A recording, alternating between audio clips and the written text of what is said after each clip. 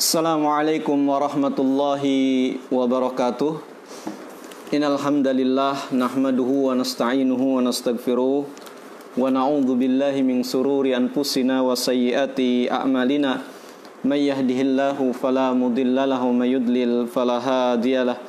Asyhadu an la ilaha illallah wahdahu la syarikalah wa asyhadu anna Muhammadan abduhu wa rasuluhu la nabiyya wa la rasula ba'da.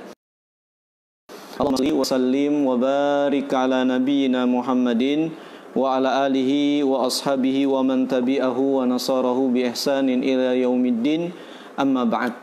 Alhamdulillah, puji dan syukur kita aturkan pada Allah Subhanahu wa taala atas limpahan nikmat dan karunia yang senantiasa Allah curahkan kepada kita semua. Bersyukur kita sampai detik ini Allah masih limpahkan kepada kita begitu banyak sekali nikmat-nikmatnya. Dan diantara nikmat-nikmat tersebut cukuplah bagi diri kita semua nikmat yang paling terbesar, anugerah yang paling mulia yang Allah berikan kepada kita, yaitu nikmat hidayah dan taufik. Kita bisa dikaruniakan keistiqomahan untuk selalu beribadah kepada Allah Subhanahu wa taala, mentauhidkannya, juga senantiasa bertakwa dan berupaya untuk meraih ridho serta cintanya. Salawat serta salam semoga selalu disampaikan kepada Nabi kita yang mulia, Nabi Muhammad Rasulullah Sallallahu Alaihi Wasallam, juga kepada keluarganya, para sahabatnya, dan umatnya yang setia mengikuti petunjuk serta sunnah-sunnahnya.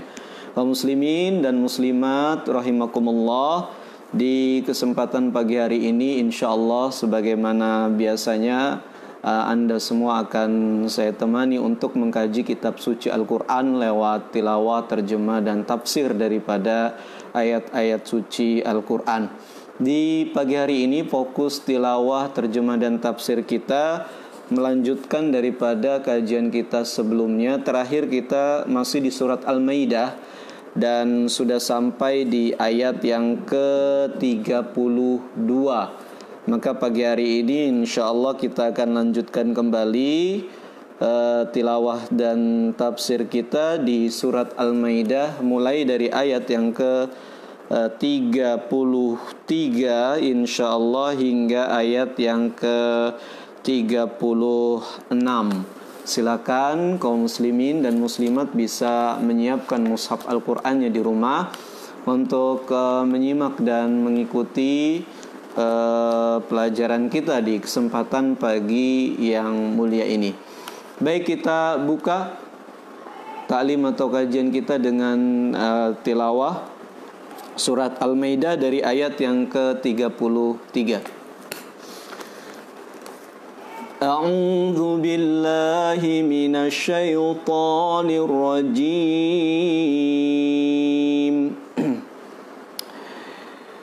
Innama jazaa'ul ladzina yuharibuna Allaha wa rasulahu wa yas'auna fil ardi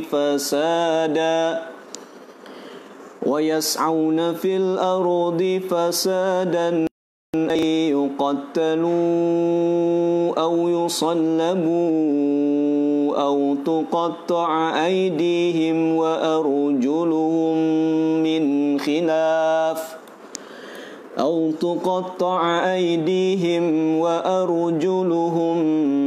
min khilaf aw yunfaw minal ard. Dzalika lahum khizyun fid dunya wa lahum fil akhirati 'adzabun 'adzim.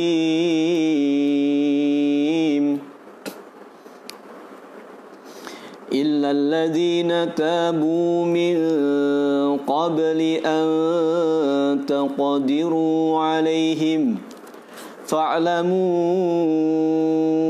anna Allaha ghafurur rahim.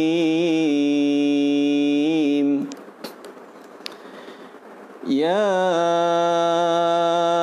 ayyuhalladzina amanu taqullaha wabtagu ilaihil الوسيلة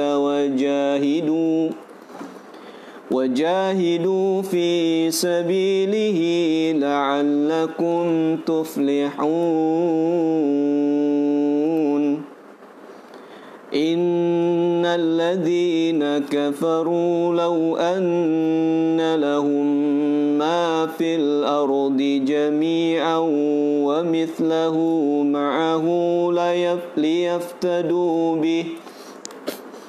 ليفتدوا به من عذاب يوم القيامة ما تقبل منهم ولهم عذاب أليم.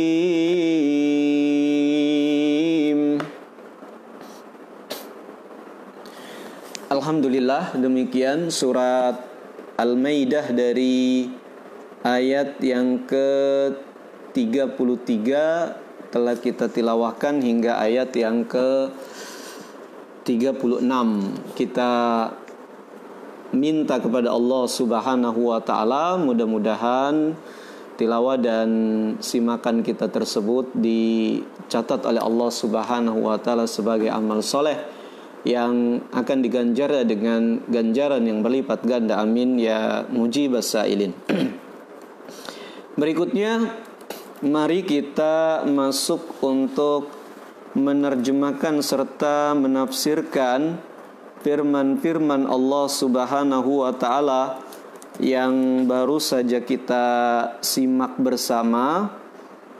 Kita akan mulai dari ayat yang ke-33 tadi ya, yang sudah kita sama-sama simak, di mana Allah Subhanahu wa taala berfirman di dalam ayat yang mulia tersebut,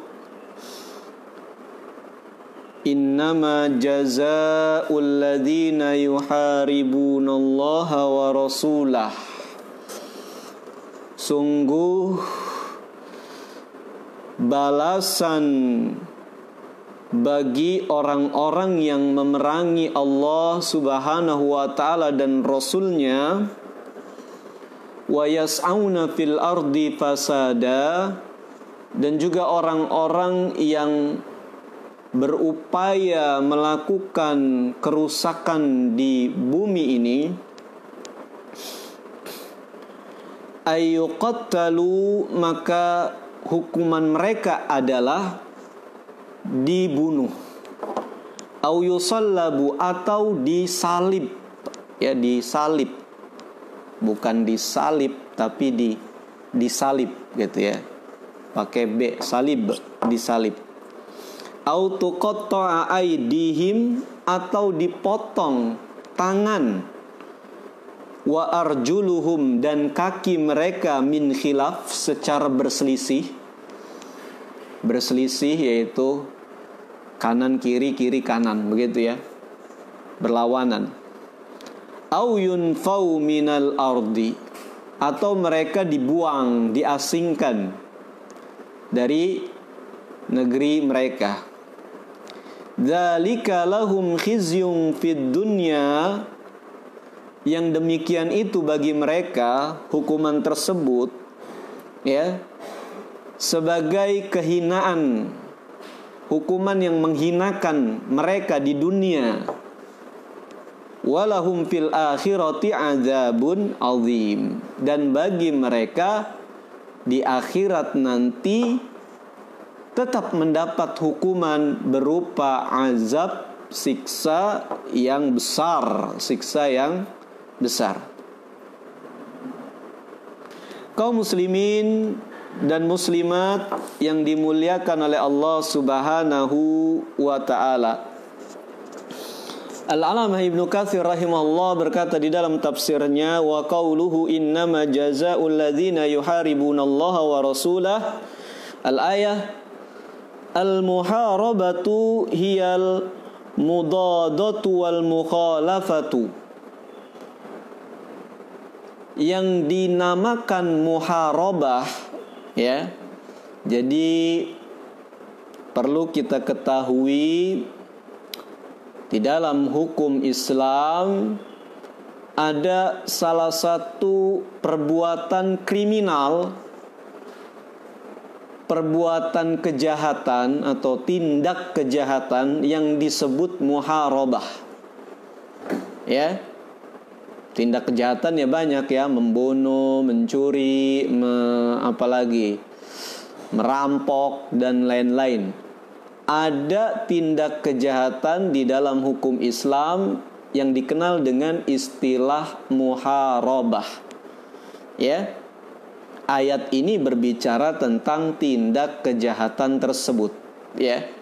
Innama jazaa'ul ladzina yuharibunallaha wa rasulah. Sesungguhnya orang-orang yang memerangi Allah dan Rasulnya, menentang Allah dan Rasulnya. Nah, dikatakan oleh Ibnu Katsir, al-muharabah, muharabah adalah di dalam bahasa ya, hiyal mudadah wal mukhalafah. Maknanya itu, makna asalnya adalah menentang dan menyelisih. Arti muharabah ya berasal dari kalimat haraba yang artinya adalah perang, memerangi. Muharabah adalah memerangi gitu ya. Ya, asal maknanya adalah mudadah, yaitu menentang, melawan gitu ya. Mukhalafah, menyelisih. Wahia sadiqatun 'alal kufri wa 'ala qat'it tariqi wa iqafatis sabili wa kadzal ifsad fil ardi yutlaqu 'ala anwa'i minasyarri. Muharabah yang secara makna artinya adalah menentang, melawan, menyelisih, ya. Tindakan kejahatan ini ya bisa dimaknai sebagai tindakan kekufuran. Artinya maksudnya kekufuran itu muharabah, ya. Kemudian qat'ut tariq, begal di jalan muharabah. Wa ikhafatus sabil, teror, menakut-nakuti, membuat gaduh atau kecemasan di masyarakat gitu ya, menyebar teror, rasa takut di masyarakat. Ini juga termasuk tindakan perbuatan muharabah gitu ya. Jadi muharabah itu istilah, jenis-jenisnya banyak mas gitu ya. Jenis-jenisnya banyak. Termasuk kamu kufur kepada Allah itu muharabah. Kamu ngebegal itu muharabah. Kamu merampok, melakukan tindakan teror yaitu menyebarkan rasa takut di masyarakat muslim itu muharabah. Ya. Wa kadza al-ifsadu fil ardi yutlaqu ala anwa'ish syarr. Begitu juga tindakan kejahatan yang disebut ifsadu fil ardi, merusak di muka bumi, melakukan kerusakan di muka bumi.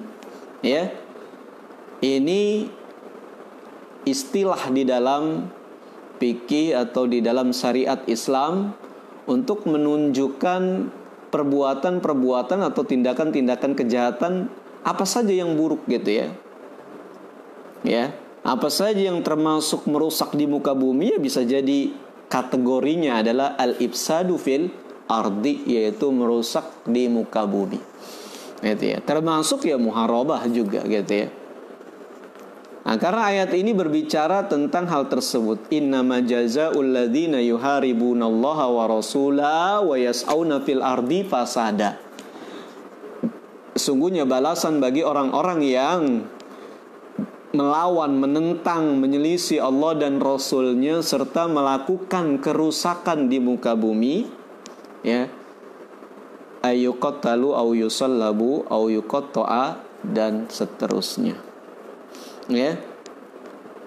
Hatta qala katsirun minas salafi, sampai-sampai para salaf soleh, para ulama salafus soleh berpendapat, minhum Sa'id bin al-Musayyib, Di antaranya adalah Sayyid bin Musayyib dari kalangan tabi'in rahimahullah, inna qabdad darahim wad dananir minal ifsadi fil ardi.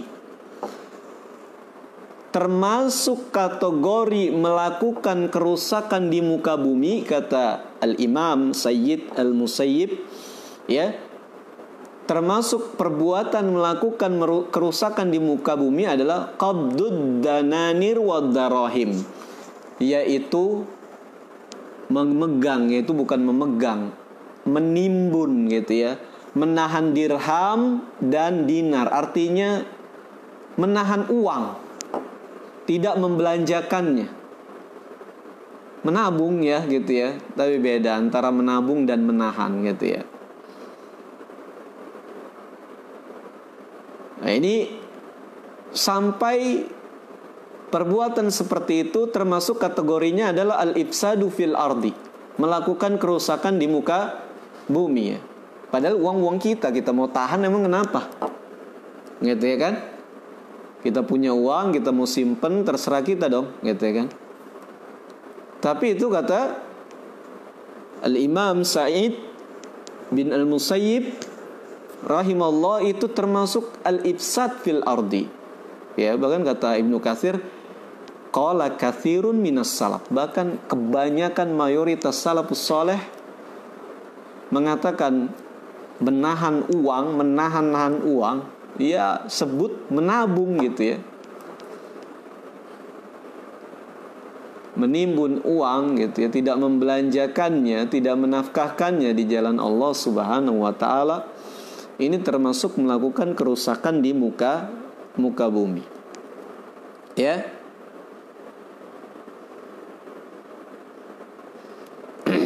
Waqad qala Allah Ta'ala wa idza tawalla sa'a fil ardi liyufsida fiha wa yuhlikal hartha wan nasl wallahu la yuhibbul fasad.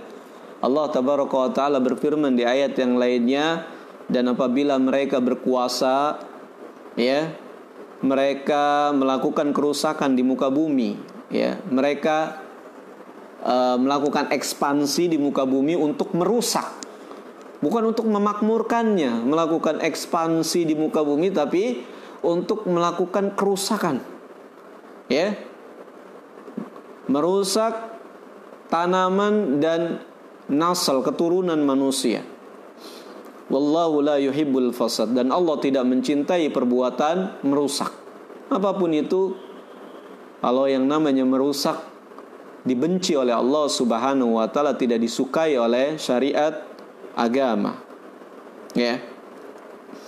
Tsumma qala ba'duhum, kemudian sebagian mereka berkata, yaitu sebagian ulama salaf, ulama mufassirin dari kalangan salaf, para ahli tafsir dari kalangan salaf saleh. Nazalat hadhil ayatil karimati fil musyrikina kama qala Ibnu Jarir hadatsana Ibnu Humaid hadatsana Yahya bin Wadih hadatsana Husain bin Waqid an Yazid an Ikrimah wal Hasan al-Basri qala innama jazaa'ul ladzina yuharibuna Allah wa rasulahu ila annallaha ghafurur rahim nazalat hadhil ayah fil musyrikin faman taba minhum min qabli ay an takdiru alaihi lam yakun alaihi sabilun. Dikatakan oleh para mufassirin, para ahli tafsir dari kalangan salafus saleh, di antaranya apa yang disampaikan oleh Ibnu Jarir At-Tabari rahimahullah, sebuah riwayat yang sampai kepada Ikrimah serta Al-Hasan Al-Basri rahimahumullah. Mereka berdua berkata tentang ayat ini, nazalat hadhil ayah fil musyrikin, ayat ini turun berkaitan dengan orang-orang musyrik. Artinya ayat ini tidak ada kaitannya dengan orang-orang muslim. Ini satu pendapat, nanti kita baca semuanya gitu ya. Ya. Allah menurut Ikrimah dan Al-Hasan Al-Basri bahwa ayat ini khusus turun berkaitan tentang orang-orang musyrik, sehingga hukumnya berkaitan dengan sebab gitu ya. Sebab turun gitu ya. Berkaitan tentang orang-orang musyrik. Mereka berdua berkata, "Faman taba minhum min qabli an taqdiru alaihi lam yakun alaihi sabil." Khususnya berkaitan tentang hukum pembebasan. Karena di ayat ini Allah Subhanahu wa taala menyebutkan hukuman bagi orang yang melakukan muharabah, tindakan kejahatan yaitu muharabah. Mereka dihukum diantaranya adalah kalau nggak dibunuh, kalau nggak disalib, kalau nggak mereka dipotong kaki dan tangannya secara menyelisih, atau dibuang dari atau diasingkan dari negeri mereka, ya. Nah, hukuman-hukuman tersebut kalau mereka berhasil ketangkep gitu ya. Tapi kalau mereka tidak ketangkep, mereka belum ketangkep tapi kemudian bertobat, ya, kemudian mereka bertobat, mengakui kesalahannya, maka mereka tidak terkena hukuman. Lam yakun alaihi sabilun, ya, tidak diperkenankan untuk menghukum mereka, ya. Karena memang di sini Allah Subhanahu wa taala berfirman, illal ladzina tabu min qabl, kecuali, ya, tadi kan sudah disebutkan hukuman-hukuman bahwa orang yang melakukan tindak kejahatan muharabah, mereka hukumannya adalah kalau nggak dibunuh, disalib, dibuang, atau dipotong tangan dan kakinya secara berselisih, ya. Mereka kalau ketangkep, kecuali orang yang nggak ketangkep, katanya illal ladzina tabu min qabli an taqdiru, kecuali orang yang bertobat sebelum mereka berhasil ditangkap, gitu ya, berhasil diamankan, ya. Nah, ini begitu ayatnya menunjukkan. Makanya di sini dikatakan oleh Ibnu Katsir, oleh Ikrimah dan Al Hasan Al Basri, ayat ini berkaitan tentang orang-orang musyrik, gitu ya. Orang musyrik melakukan tindakan muharabah dalam keadaan musyrik, dalam keadaan kafir. Kemudian belum berhasil ketangkep, gitu ya. Kemudian mereka bertobat, masuk ke dalam Islam, maka dimaafkan kejahatannya tersebut, yang berdasarkan ayat ini, seperti itu, ya. Nah, kemudian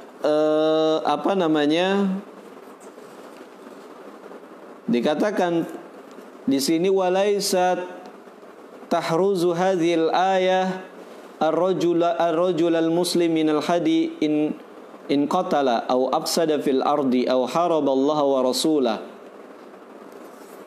Adapun orang-orang muslim tidak berlaku hukum ini. Tidak berlaku artinya kalau nggak ketangkep dia nggak dihukum. Tetap dia kalau dia nggak ketangkep, tetap hukumannya melekat di dia. Suatu saat dia ketangkep, mau bertobat mau nggak belum bertobat, malah bertobat, ya tetap, ya, dia akan diberlakukan hadnya atau hukum hududnya, gitu ya. Seperti itu. Tsumma lahiqa bil kuffar qabla ayaqdiru alaihi. Nah, itu lanjutan yang tadi. Ya, kalau dia nggak ketangkap, ya tetap dia berlaku hukuman atas dia nanti suatu saat apabila dia ketangkap, seperti itu. Nah, di sini kemudian disampaikan oleh Ibnu Katsir beberapa riwayat yang berkaitan dengan sabab nuzul ayat ini, gitu ya. Yang intinya secara ringkas bahwa sabab nuzul ayat ini berbicara tentang ada sekelompok orang disebutkan dari Urainah, ya. Dari apa? Dari Urainah. Dan juga ada riwayat yang mengatakan seperti yang disampaikan oleh Qatadah, min Uqlin wa Urainah, dari kalangan Uql dan kalangan Urainah. Ini nama nama suku atau nama kelompok orang, gitu ya, nama tempat, gitu ya. Min Uqlin wa Urainah, gitu. Nah, orang-orang ini, beberapa orang ini datang kepada Rasulullah Sallallahu Alaihi Wasallam dalam keadaan lemah, ya, badannya menguning, perutnya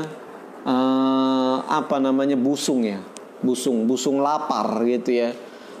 kulitnya menguning, perutnya busung lapar gitu ya. Orang-orang yang memprihatinkan datang kepada Rasulullah Sallallahu Alaihi Wasallam meminta bantuan. Lalu Rasulullah Sallallahu Alaihi Wasallam mempersilakan mereka untuk memakan atau meminum dan memanfaatkan yaitu unta-unta dari kalangan orang-orang muslim gitu ya.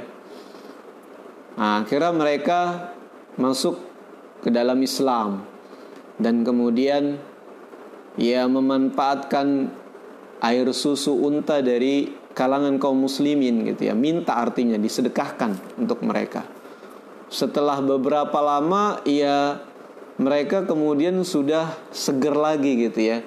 Kulitnya udah gak kuning lagi, perutnya gak busung lagi, udah sehat walafiat lagi gitu ya. Nah, udah sehat walafiat melakukan perbuatan kriminal gitu. Unta-unta yang mereka ambil air susunya tersebut ya, mereka rampas ya, penggembalanya mereka bunuh, untanya mereka rampas, mereka bawa kabur ya. Lalu kemudian Rasulullah Sallallahu Alaihi Wasallam memerintahkan pasukannya untuk memburu ya kelompok kriminal tersebut dan tertangkap gitu ya.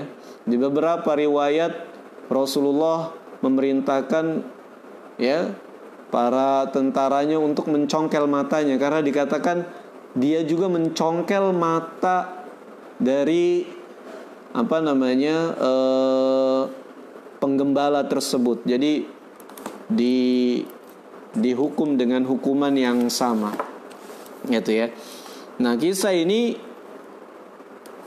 disampaikan oleh para mufassirin adalah kisah yang melatar belakangi turunnya ayat yang mulia ini, innama jazaa'ul ladzina yuharibunallaha wa rasulah, sampai akhir daripada ayat yang mulia ini. Ya, dikatakan seperti itu.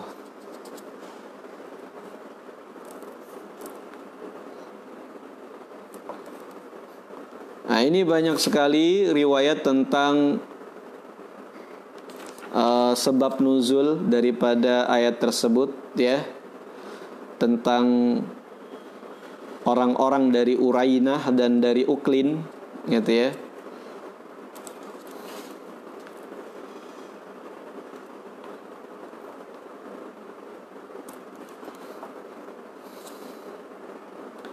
Akan tetapi kemudian disampaikan oleh Ibnu Katsir tentang pendapat yang lainnya berkaitan tentang hukuman dari muharabah gitu ya. Hukuman dari muharabah, bahwa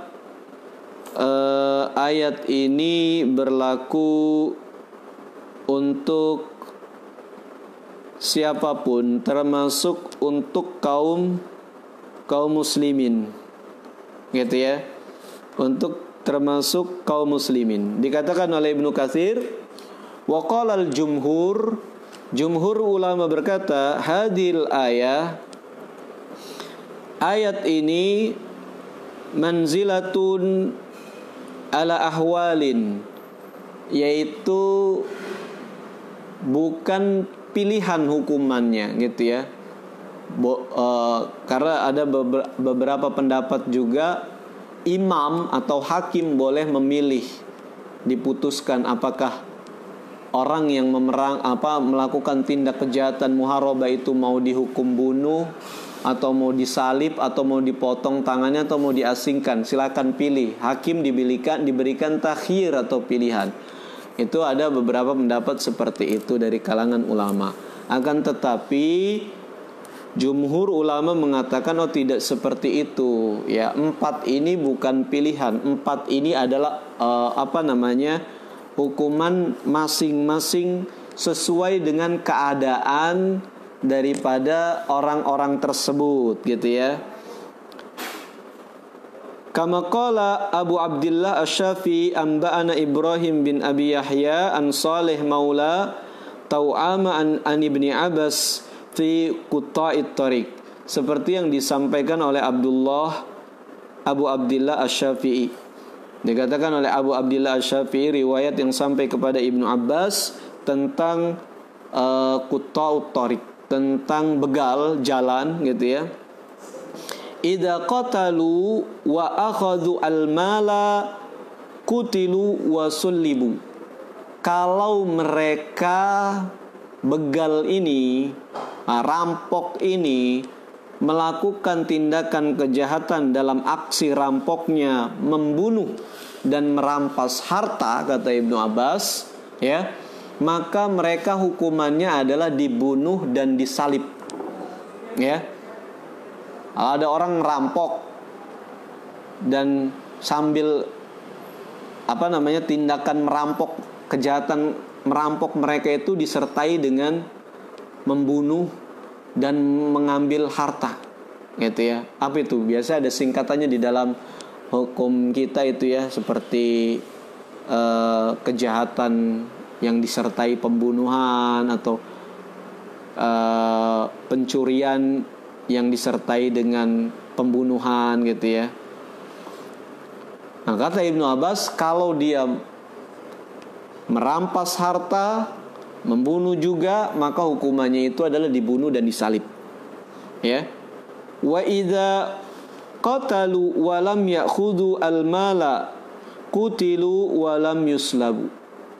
Kalau mereka cuma membunuh tapi tidak mengambil harta, melakukan tindakan teror, ya, membunuh tapi harta tidak ada yang dirampas, maka hukuman orang seperti ini dibunuh juga tapi tidak disalib, gitu ya, tapi tidak disalib.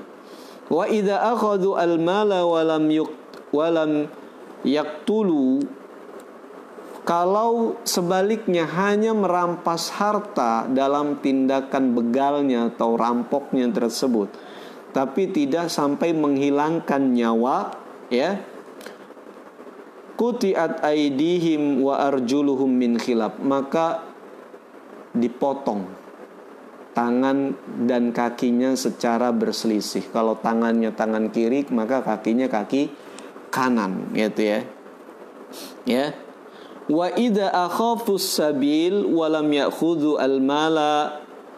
Dan kalau hanya sekedar melakukan tindakan teror, menakut-nakuti, menyebar kecemasan dan ketakutan di masyarakat, tapi nggak sampai membunuh, nggak sampai merampas harta, gitu ya, maka hukumannya adalah diasingkan, gitu ya, dibuang dia, diasingkan, ya.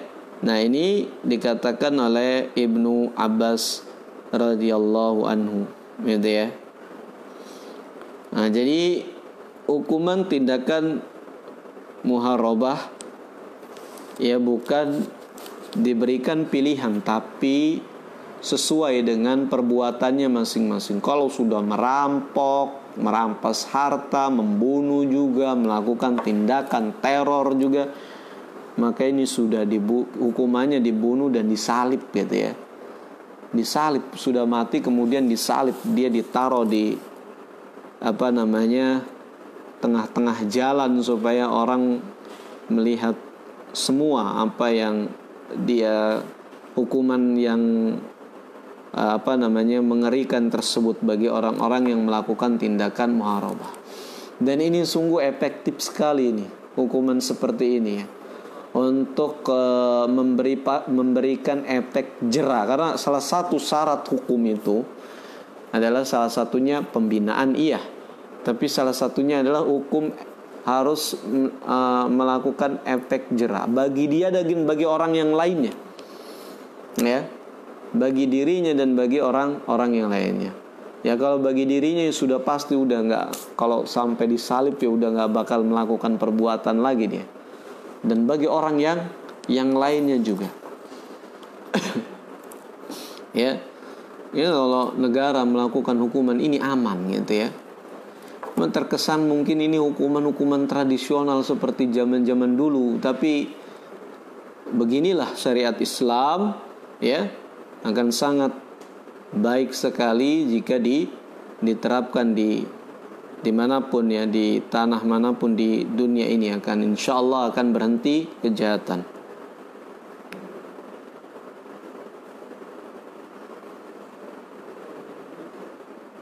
Dzalika lahum khizyun fid dunya, yang demikian itu bagi mereka adalah kehinaan di dunia. Walahum fil akhirati adzabun adzim, dan bagi mereka di akhirat nanti masih ada siksa yang besar, hukuman berupa siksa yang besar. Ai hadzal ladzi dzakarnahu min qatlihim wa min salbihim wa min qat'i aydihim wa arjulihim min khilafin wa nafyihim khizyun lahum bainan nas fi hadhihi al-hayati ad-dunya ma iddakhara Allahu lahu min al-'adzabil 'azimi yaumal qiyamah. Hukuman-hukuman yang kita sebutkan di sini berupa dibunuh, disalib, dipotong tangan dan kakinya secara bersih atau dibuang, diasingkan dari negerinya. Ini merupakan hukuman bagi mereka yang menghinakan, hukuman yang menghinakan mereka di hadapan manusia yang lainnya, gitu ya. Jadi ini syariat Islam, gitu juga ya, bahwa memang orang yang berbuat kesalahan itu memang pantas dihinakan, ya. Walaupun setelah itu mereka kembali mendapatkan kehormatan sosialnya, gitu ya. Ini juga termasuk efek jera, gitu. Di dalam Islam ya, banyak hukuman yang berkaitan dengan dicabutnya kehormatan dia secara sosial. Seperti misalnya tidak diterima syahadat dari seseorang yang melakukan fitnah, menuduh orang berbuat zina tanpa ada bukti, ya, tidak diterima lagi syahadat persaksian dia, tidak boleh jadi saksi lagi dia selama-lamanya, gitu ya. Nah, itu dicabut dia kehormatan sosialnya, tidak dikembalikan lagi. Ya, ini supaya apa? Jerak juga, nggak lagi-lagi ember sebanyak sembarangan ngomong, gitu ya, menuduh apalagi berkaitan dengan orang lain berbuat zina seperti itu. Nah, menghinakan mereka, karena hukum juga ya perlu. Ya, orang-orang seperti itu ya memang sedang menghinakan dirinya, maka ya pantas dihinakan, gitu ya.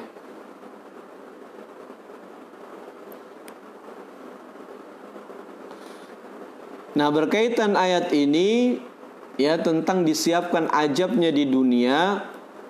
Nah, inilah yang mungkin yang membuat sebagian kalangan mufassirin mengatakan bahwa ini hukum berkaitan tentang orang-orang musyrik. Ya.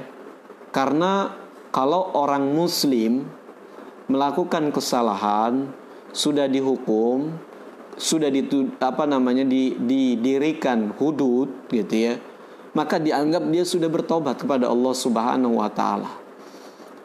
Kalau sudah bertobat, maka tidak ada azabnya lagi di akhirat nanti, gitu kan? Tidak ada azabnya lagi di akhirat nanti, ya. Dikatakan oleh Ibnu Katsir, wa hadza yu'ayyidu qaula man qala innaha nazalat fil musyrikin, ya. Ayat inilah, yaitu ujung daripada ayat inilah yang menguatkan pendapat yang mengatakan ayat ini hukumnya berkaitan tentang orang-orang musyrik, gitu kan. Fa amma ahlul Islam fa fi sahihi Muslim an Ubadah bin As-Samit radhiyallahu anhu qala akhadha alaina Rasulullah sallallahu alaihi wasallam kama akhadha ala nisa ala nusyrika billahi syari'a wala nashriku wala nazni wala naqtul auladana wala ya'dahu ba'dana ba'da faman wafa minkum fa ajruhu 'ala Allah ta'ala wa man asaba min dzalika syai'an fa uqiba fa huwa kafaratun lahu wa man satarahu Allahu fa amruhu ila Allah in syaa'a adzabahu wa in syaa'a afa anhu. Nah, diriwayatkan di dalam Sahih Muslim ya dari Ubadah bin As-Samit ya, beliau mengatakan Nabi SAW menggenggam tangan kami sebagaimana menggenggam tangan wanita, yaitu ini ketika berbaiat. Berbaiat itu dipegang tangannya ya, dipegang tangannya. Dan butir-butir baiat tersebut diantaranya adalah tidak boleh berbuat syirik, tidak boleh mencuri, tidak boleh berzina, tidak boleh membunuh anak-anak sendiri gitu ya, dan tidak boleh menyakiti satu dengan yang lainnya ya. Barang siapa yang menunaikan janji tersebut, baiat tersebut, maka pahalanya di sisi Allah Subhanahu wa taala. Dan barang siapa yang melakukan salah satu di antara perbuatan-perbuatan tersebut, itu melanggar sumpah baiatnya, misalnya mencuri atau berzina atau membunuh anaknya sendiri gitu ya, fauqiba fahuwa kafaratun lahu, maka dia akan dihukum, dan hukuman itu sebagai kafarat, sebagai penebus bagi dirinya. Nah ini ya, jadi hukuman itu bagi kaum muslimin adalah kafarat, yaitu sudah tidak ada lagi di akhirat nanti itunya, dosanya gitu ya, dosanya sudah habis karena dihukum gitu ya. Barang siapa yang ditutupi oleh Allah Subhanahu wa taala, yaitu nggak ketahuan gitu ya melakukan perbuatan tersebut, maka perkaranya dikembalikan kepada Allah ya. Apakah Allah akan menghukumnya kelak di akhirat jika ia menghendaki, atau Allah memaafkannya jika Allah menghendaki gitu ya. Dan dikatakan juga oleh Ali bin Abi Thalib radhiyallahu an, qala Rasulullah sallallahu alaihi wasallam, Rasulullah sallallahu alaihi wasallam bersabda, man adnaba dzanban fid dunya fa uqiba bihi fallahu a'dalu min ayyuthna fi syai'in qad afa anhu. Barang siapa yang melakukan sebuah perbuatan dosa kemudian sudah di dunia, kemudian sudah dihukum ya, maka Allah Subhanahu wa taala adalah Rabb yang maha adil ya. Dia tidak akan menghukumnya lagi di akhirat ya, dan sungguh dia sudah diberikan maaf gitu ya, sudah diberikan maaf ya. Nah jadi ini berlaku untuk orang-orang musyrik ya. Ketika Allah berfirman, dzalika lahum khizyun fid dunya wa lahum fil akhirati adzabun azim. Yang demikian itu, hukuman tersebut adalah hukuman yang menghinakan mereka di dunia, dan bagi mereka di akhirat nanti ada azab yang pedih. Jadi ada lagi hukumannya di akhirat. Di dunia dihukum, di akhirat dihukum lagi ya. Nah, itu bagi orang-orang musyrik. Adapun bagi orang-orang muslim, kalau sudah dihukum di dunia, maka itu adalah kafarat bagi dirinya atas perbuatan jahatnya tersebut, atas perbuatan dosanya tersebut, kecuali dia tidak menyesal dan mengulanginya lagi gitu ya. Seperti itu.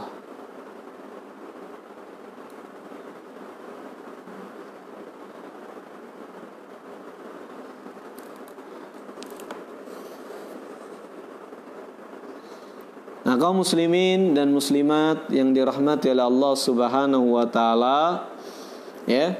Kemudian Allah berfirman, illal ladzina tabu min qabli an taqdiru alaihi fa'lamu annallaha ghafurur rahim, kecuali bagi orang-orang yang bertobat sebelum mereka berhasil ditangkap ya, maka tidak diterapkan hukuman tersebut. Sesungguhnya Allah Subhanahu wa taala Maha Pengampun lagi Maha Penyayang gitu ya. Nah, dikatakan di sini juga oleh Ibnu Katsir rahimahullah ya, innaha fi ahli syirki. Hukum ini berkaitan tentang orang-orang musyrik gitu ya. Wa ammal muharibunal muslimuna, adapun orang-orang yang melakukan tindak kejahatan muharabah ya, dari kalangan orang-orang muslim, dari kalangan orang-orang muslim, fa idza tabu qabla qudrah alaihim, apabila mereka bertobat menyesali perbuatan muharabahnya sebelum mereka ketangkep gitu ya, fa innahu yaskutu anhum inhitamil qatli wa sulbi wa qat'i rijli wa hal yaskutu qat'ul yadi amla. Yang gugur dari mereka adalah yaitu dibunuh dan disalib dan dipotong kakinya gitu ya. Tapi berkaitan dengan dipotong tangan, apakah gugur juga atau tidak? Dikatakan fi qaulani lil ulama, ada dua pendapat bagi para ulama. Wa dhahirul ayah yaqtadi sukutul jami. Zahir ayatnya menegaskan bahwa gugur semuanya. Ya, gugur semuanya, ya. Wa alaihi amalus sahabat, dan yang demikian itu telah dilakukan oleh para sahabat, ya, ditunjukkan oleh ya perbuatan para sahabat radhiyallahu anhum, ya. Dan pendapat yang kedua gitu ya, yaitu tidak gugur, yaitu disesuaikan dengan apa namanya perbuatannya. Kalau membunuh ya hukumnya dibunuh gitu ya. Tapi jumhur ulama memang mengatakan ini berlaku juga bagi kaum muslimin. Jadi tindakan muharabah yang dimaksud adalah seperti pemberontakan, ya, seperti pemberontakan separatis gitu ya, kalau kita sebut di sini gitu ya. Tindakan separatis ini hikmahnya gitu ya, seperti misalnya tindakan separatis saat ini gerakan Papua Merdeka gitu ya, misalnya ya, Papua Merdeka. Mereka kan sulit kita kuasai, nggak ketangkap-tangkap tuh mereka tuh gitu ya, nggak bisa dikuasai. Maka ini salah satu solusi. Kalau mereka mau bertobat, dimaafkan, nggak dijatuhi hukuman, gitu ya, nggak dijatuhi hukuman bagi mereka. Nah ini juga membuat mereka mungkin nanti tergerak, ya udahlah tobat aja lah, capek juga perang melulu gitu ya kan, capek juga ngeberontak melulu. Kalau kembali nanti akan diberikan kebebasan hukum gitu ya.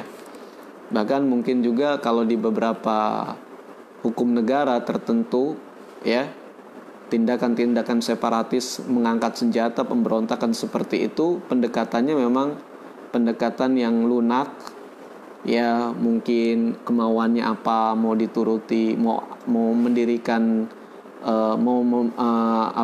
otoritas daerahnya mau bebas silakan, yang penting masih di dalam lingkup negaranya gitu ya, masih bisa dikontrol seperti itu, daripada ribut melulu gitu kan. Nah, itu sudah dilakukan pendekatan-pendekatan seperti itu oleh pemerintah ya, pemerintah kita maksudnya. Ketika dulu di Aceh misalnya, GAM gitu ya, GAM alhamdulillah sekarang sudah selesai gitu ya. Kemudian juga yang sekarang ini adalah Papua itu yang masih bergejolak gitu ya. Itu dalam Islam termasuk kategorinya tindakan muharabah gitu ya. Karena mereka mengangkat senjata, meneror, membunuh juga, kadang-kadang merampas harta juga gitu ya. Nah, kebanyakan kolektif mereka ini bukan satu orang gitu ya, berjamaah, kelompok bersenjata biasanya. Makanya memang hukumannya beda dengan yang lainnya. Tapi kalau tidak juga, kalau biasanya kan membunuh ya dibunuh ya, dan bayar diat. Mencuri dipotong tangannya gitu ya kan. Kalau menakut-nakuti ya mungkin dikenakan takjir saja gitu. Nah, kalau tindakannya sudah muharabah, tindakan teror seperti yang dilakukan beberapa kelompok bersenjata, itu bisa sampai hukumannya disalib, dibunuh gitu ya, dipotong tangan dan kakinya secara berselisih atau dibuang, diasingkan sesuai dengan perbuatan-perbuatan mereka tersebut gitu ya. Jadi hukumannya kalau ketangkap lebih berat, tapi ada juga pendekatan hukum yang lebih lunak daripada mereka memberontak terus, ya. Asal mau bertobat maka akan dimaafkan, gak dijatuhi sanksi hukuman. Seperti itu. Nah, ini dikatakan juga oleh sebagian ulama berlaku bagi kalangan kaum muslimin juga, bukan hanya orang-orang musyrik.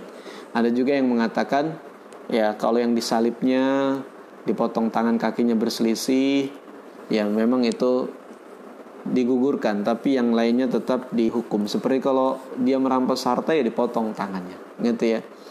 Kalau menghilangkan nyawa, ya harus ditegakkan kisos gitu. Dan seterusnya, Allahu a'lam, perinciannya memang terdapat di dalam kitab-kitab fikih gitu ya. Hikmah yang kita bisa ambil di dalam ayat yang mulia ini, ya, bahwa Allah Subhanahu wa taala Maha Adil dan Maha bijaksana atas hukumnya gitu ya. Tidaklah hukum-hukum Allah Subhanahu wa taala yang ditetapkan untuk hamba-hambanya kecuali berdasarkan keadilannya, berdasarkan hikmahnya dan ilmunya, ya. Dan ini bermanfaat bagi kemaslahatan manusia semuanya. Makanya Nabi SAW bersabda, la haddun min hududillah yuqamu fil ardi, satu saja hudud, ya, hukuman had yang ditetapkan di muka bumi. Hukuman had seperti potong tangan atau kisos atau rajam atau jilid cambuk gitu ya. Satu saja diterapkan di muka bumi, gak usah banyak-banyak, satu saja diterapkan di muka bumi gitu ya. Khairun min ayyumtiru syahrin gitu ya. Maka itu lebih baik daripada Allah kasih hujan selama sebulan penuh. Hujan yang subur, bukan hujan yang banjir gitu ya. Hujan yang menghilangkan kekeringan, yang menyuburkan tanaman, seperti itu. Jadi keberkahannya lebih berkah daripada hujan, ya. Menerapkan hudud, hukuman dari hukum-hukum Allah Subhanahu wa taala, ya. Seperti itu. Karena kemaslahatannya sangat banyak sekali gitu ya. Nah, sayangnya manusia keimanannya dan keyakinannya sedikit sekali. Malah menerapkan hukuman yang mereka produksi dari akal mereka sendiri, dari perasaan mereka, atau dari kebanyakan orang maunya apa. Gak bisa seperti ini gitu ya. Terbatas manusia itu. Dan kita harus punya keyakinan Allah lah yang maha bijaksana, Allah lah yang maha adil. Maka kita serahkan Allah yang mengatur kita. Dan di antara aturan Allah adalah menetapkan hukuman bagi hamba-hambanya, ya. Nah, kaum muslimin dan muslimat yang dimuliakan oleh Allah Subhanahu wa taala, mudah-mudahan banyak manfaat dari apa yang kita sampaikan di kesempatan pagi hari ini. Akhirnya kita harus pamit undur diri. Terima kasih. Allahu a'lam bishawab. Kita tutup dengan doa kafaratul majlis. Subhanakallahumma wa bihamdika asyhadu an la ilaha illa anta astaghfiruka wa atubu ilaik. Sallallahu ala nabiyyina Muhammadin wa ala alihi wa sahbihi wasallam. Walhamdulillahi rabbil alamin. Assalamualaikum warahmatullahi wabarakatuh.